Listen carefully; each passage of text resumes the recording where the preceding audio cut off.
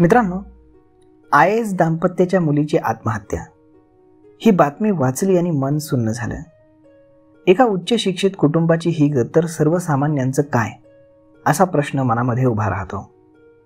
परीक्षेतल्या अपयशानं विद्यार्थ्यांच्या आत्महत्या, शेतकऱ्यांनी केलेल्या आत्महत्या किंवा गृहिणींच्या आत्महत्या दुर्दैवी आहेत. या आत्महत्यांची गांभीर्यानं नोंद घेण्याची गरज आहे. या आत्महत्यांची अनेक कारणं आहेत. जगामध्ये अनेक आव्हानांचा सामना करावा लागतो. जगण्यासाठी संघर्ष हा अटळ असतो. त्याची मानसिक तयारी आपल्याला करावी लागते. प्रतिकूल परिस्थितीचा धैर्यानं सामना करत आयुष्याचं पहिलं तीर गाठावं लागतं. आपल्या सर्वच इच्छा पूर्ण होतात असं नाही, परंतु मृत्यूला कवटाळण्याचे विचार मनामध्ये येतात तरी का?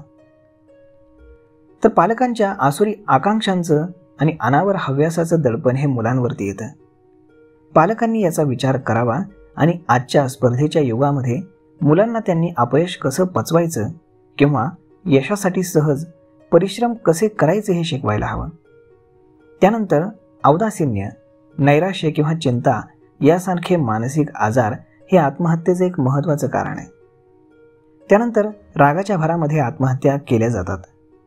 आपल्याला राग येण्यापूर्वी शरीरामध्ये काही बदल होतात आणि आपल्या तर्कशक्तीवरती म्हणजेच न्यायनिवाडा करण्याच्या शक्तीवरती नियंत्रण करणं, सेरेब्रल कॉर्टेक्स या मेंदूच्या एका महत्त्वाच्या भागाचं हे कार्य असतं. तर आपल्या भावनांवरती नियंत्रण ठेवण्यासाठी मेंदूची ही सिस्टीम काम करत राहते, त्याच्यावरती कंट्रोल करणं. तर मग अशा पद्धतीनं मानसिक आजाराला बळी पडलेल्या व्यक्ती नेहमी दुःखी, विषण्ण असतात. त्याचा अनिष्ट परिणाम आपल्या कार्यक्षमतेवरती होतो आणि आजारांची लक्षणं असल्यास त्वरित आपल्याला वैद्यकीय सल्ला घेणं गरजेचं असतं. त्यानंतर कधीतरी उदास होणं वेगळं आणि नेहमीच उदास आणि दुःखी राहणं हे वेगळं. रोजच्या कामामध्ये मन रमत नसेल, झोपेच्या समस्या उद्भवत असतील तर त्या व्यक्तीला डिप्रेशन आहे का किंवा काही समस्यांनी घेरलंय का हे तपासावं. अशा व्यक्तीमध्ये खूप जास्त किंवा खूप कमी झोपणं, खूप जास्त किंवा खूप कमी खाणं आणि आपण निरुपयोगी आहोत, नालायक आहोत, त्याचबरोबर उगाचच अपराधीपणे वाटत राहणं, मृत्यू किंवा आत्महत्येचे विचार मनात येणं किंवा नेहमी त्याविषयी बोलणं अशी लक्षणं आपल्याला दिसू लागतात. त्यानंतर औदासीन्य हे अनेक कारणांमुळे येत असतं. अनुवंशिकता, मेंदूतील जीवरासायनिक बदल किंवा काही सामाजिक घटक, व्यक्तिमत्व आणि ताणतणाव ही त्याची कारणं आहेत. औदासीन्याची शिकार झालेल्या व्यक्ती हे आत्महत्येसारख्या गुंतागुंतीच्या प्रकारामध्ये पडू शकते.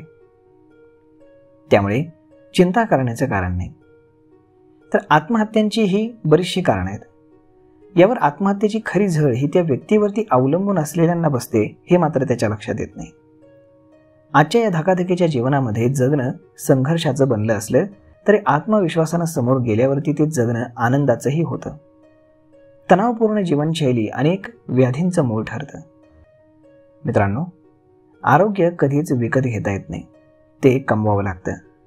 त्यामुळे नेहमी निरोगी राहण्याचा आणि चांगलं जगण्याचा प्रयत्न प्रत्येकानेच करायला हवा. तर मग मित्रांनो, परीक्षेतनं जरी अपयश आलं तरी ह्या फार छोट्या मोठ्या गोष्टी आहेत. त्याचा एवढा बाऊ करून आत्महत्येचा विचार करणं हे चुकीचंच आहे. तर मग मित्रांनो, भेटूयात पुढच्या एका नवीन व्हिडिओमध्ये. तोपर्यंत तुम्हाला आजचा हा व्हिडिओ कसा वाटला हे तुम्ही आम्हाला कमेंट करून नक्कीच सांगा. आपण भेटूयात पुढच्या एका नवीन व्हिडिओमध्ये. तोपर्यंत धन्यवाद.